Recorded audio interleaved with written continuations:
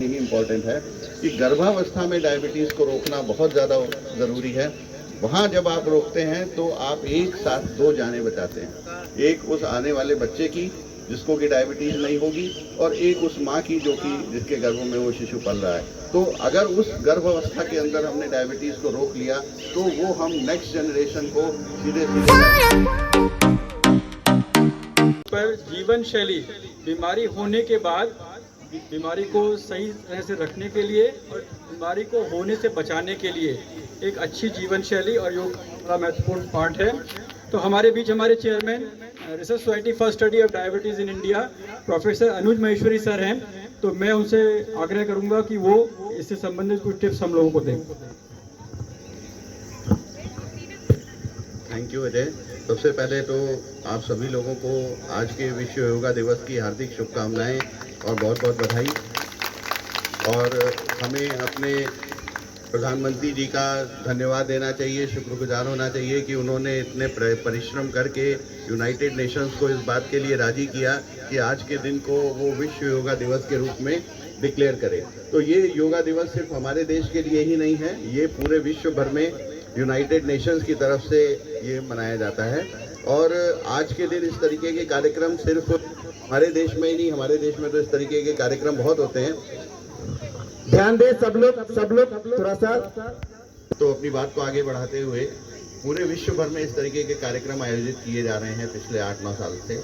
यहाँ तक कि हम डॉक्टर अजय वर्मा जी अक्सर बहुत सारे अपने अमेरिकन कॉलेज ऑफ फिजिशियन के कार्यक्रमों के अंतर्गत अमेरिका जाने का हम लोगों को साल में 2-3 बार अवसर मिलता है।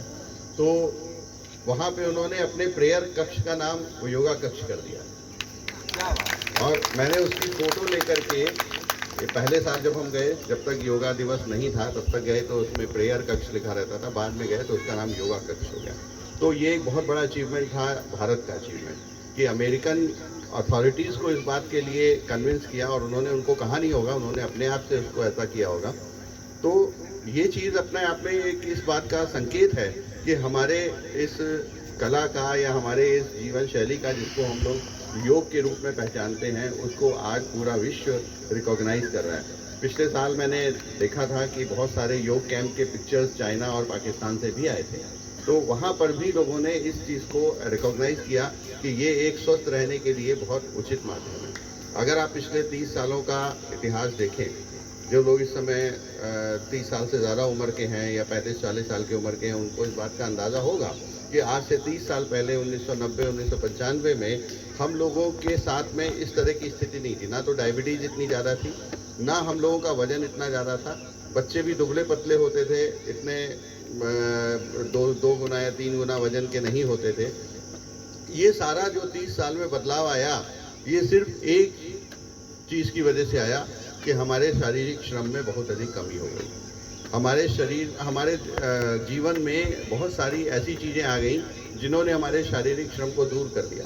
जैसे पहले लोग घरों में काम करते थे, कपड़े धोते थे, कपड़े सुखाने ऊपर जाते थे, छत पे जीना चढ़ के जाते थे और अपना खाना भी खुद बनाते थे। लोग साइकिल से अपने काम के स्थान पे जाते थे, बहुत कम लोगों के पास कार होती थी। तो इस ऐसी स्थिति में लोगों का शारीरिक श्रम काफ़ी होता रहता था। अब जब विकास हुआ तो विकास का एक ये दुष्परिणाम भी है कि शारीरिक श्रम कम हो गया। जैसे एक बार किसी ने पूछा मुझसे कि गांव में डायबिटीज़ क्यों हो रही है, गांव के लोग तो बहुत शारीरिक श्रम करते हैं।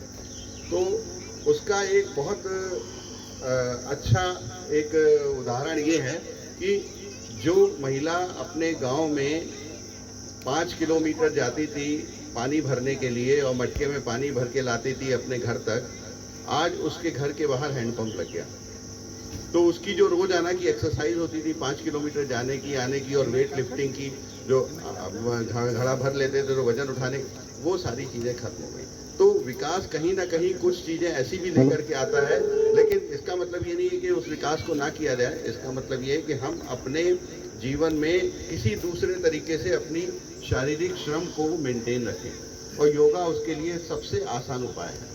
जब आप योग करते हैं तो आपके बॉडी के सभी अंग पूरी तरीके से मूव करते हैं, सभी अंगों का मूवमेंट होता है। साथ ही साथ योग के लिए इसलिए भी ये बेहतर है कि ये आपके शरीर के साथ साथ आपके मन को भी स्थिर करता है और मन को उस सुपर पावर से जोड़ने की कोशिश करता है जिससे आपको मानसिक शांति मिलती है। आजकल के जीवन में सबसे ज़्यादा कमी अगर किसी चीज़ की है तो मानसिक शांति की है। फिजिकल एक्टिविटी के लिए अगर आप देखें तो तमाम सारे जिम बन गए हैं, लेकिन अक्सर हम देखते हैं कि जिम पे चलते चलते लोगों को हार्ट अटैक हो जाता है।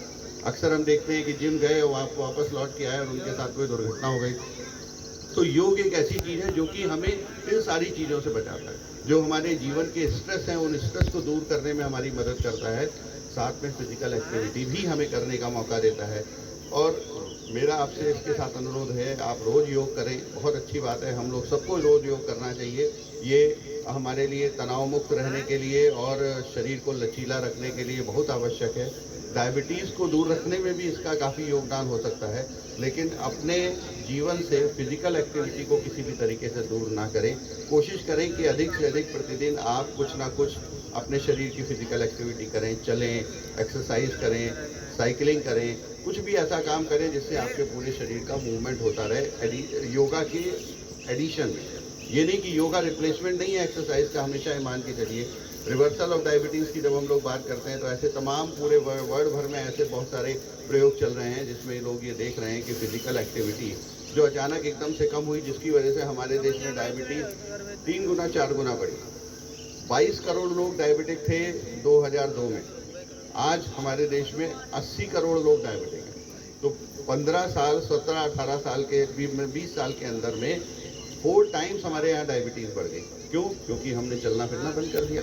अब अगर हम इसे वापस करते हैं तो क्या रिवर्स हो सकती है?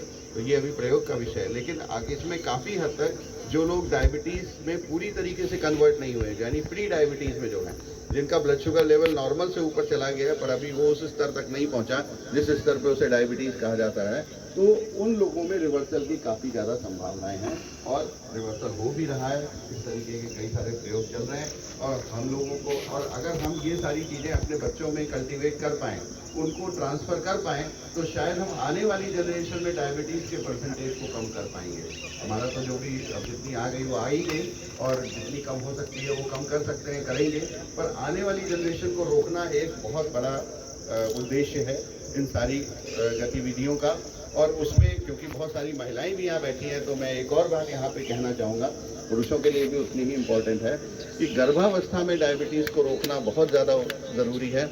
वहाँ जब आप रोकते हैं तो आप एक साथ 2 जानें बचाते हैं, एक उस आने वाले बच्चे की जिसको कि डायबिटीज़ नहीं होगी, और एक उस माँ की जो कि जिसके गर्भ में वो शिशु पल रहा है। तो अगर उस गर्भावस्था के अंदर हमने डायबिटीज़ को रोक लिया तो वो हम नेक्स्ट जनरेशन को सीधे सीधे डायबिटीज़ कम करने के लिए सहयोग करते हैं। धन्यवाद।